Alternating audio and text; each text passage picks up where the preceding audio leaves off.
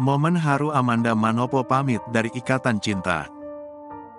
Momen haru Amanda Manopo saat berpamitan di sinetron Ikatan Cinta.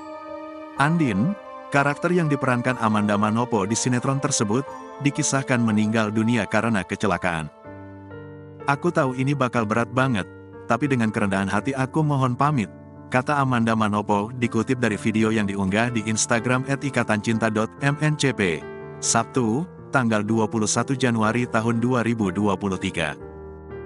Amanda Manopo mengatakan, tidak mudah baginya selama 2 tahun memerankan karakter Andin. "Ternyata enggak gampang ngelakonin peran yang berenangnya tuh di konsep cerita yang seluas ini," tutur Amanda. Perjalanan panjang telah dilalui Amanda, naik turun emosi, lelah yang harus ditanggung selama syuting. Kini, karena perannya telah berakhir, Amanda Manopo harus berpamitan dengan penggemar setia Ikatan Cinta.